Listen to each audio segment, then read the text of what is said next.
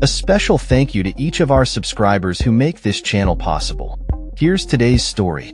In a significant move that has reignited partisan tensions in Washington, the House of Representatives has passed legislation aimed at expanding the number of federal district trial court judgeships by 66 over the next decade. This bill, which was initially viewed as a bipartisan effort, has faced scrutiny and opposition primarily from Democrats following the recent presidential election results.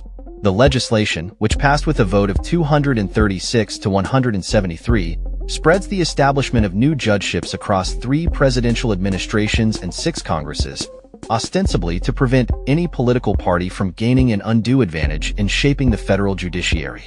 The Senate had previously passed the measure unanimously in August, but House Republicans opted to bring it to the floor only after President-elect Donald Trump secured a second term, a move that many Democrats viewed as a strategic ploy to benefit the GOP. Representative Darrell Issa, the Republican sponsor of the House version of the bill, expressed regret that the measure had not been passed before the midterm elections, warning that failure to act would exacerbate the existing backlog of cases in the judicial system, which he claimed was costing American businesses billions of dollars. He argued that the bill was necessary to ensure timely justice and reduce the burden on prosecutors who are increasingly forced to take plea agreements due to overwhelming caseloads. However, Democrats, including Representative Jerry Nadler, the lead Democrat on the House Judiciary Committee, accused GOP leaders of breaking a prior agreement to vote on the bill before the election, thereby allowing Republicans to gain a tactical advantage. Nadler characterized the situation as a repeat of past legislative battles over judicial appointments, where one party seeks to leverage its power for future gains. Organizations representing judges and attorneys have urged Congress to pass the bill, emphasizing that the lack of new federal judgeships has led to significant delays in case resolutions and raised concerns about access to justice.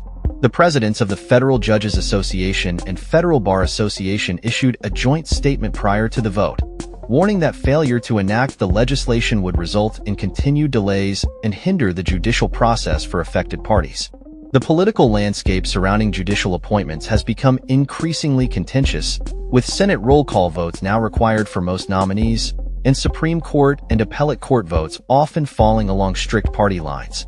Nadler noted that the bill would allow Trump to make 25 new judicial nominations, adding to the more than 100 vacancies expected to arise during his term. He expressed concern that granting Trump additional judicial appointments would be irresponsible, given his track record of appointing judges he deemed dangerously unqualified. Despite the opposition, some Republicans, such as Representative Troy Nehls of Texas, argued that the bill would create much-needed judgeships in their states, facilitating access to justice for rural residents and addressing the growing case backlog. Speaker of the House Mike Johnson criticized Democrats for obstructing progress and emphasized that the issue should transcend partisan politics, focusing instead on the needs of the American people. However, Senate Judiciary Committee Chairman Dick Durbin stated that he would not attempt to persuade the president to veto the bill, acknowledging that the outcome of the presidential election had shifted the political dynamics. He pointed out that Congress had not authorized a new district judgeship in over 20 years, while the number of cases filed continues to rise, leading to litigants facing prolonged wait times for resolutions. The Judicial Conference of the United States has recommended the creation of new judgeships to address increasing workload demands, yet the White House Office of Management and Budget indicated that the proposed legislation would create judgeships in states where senators have sought to maintain existing vacancies.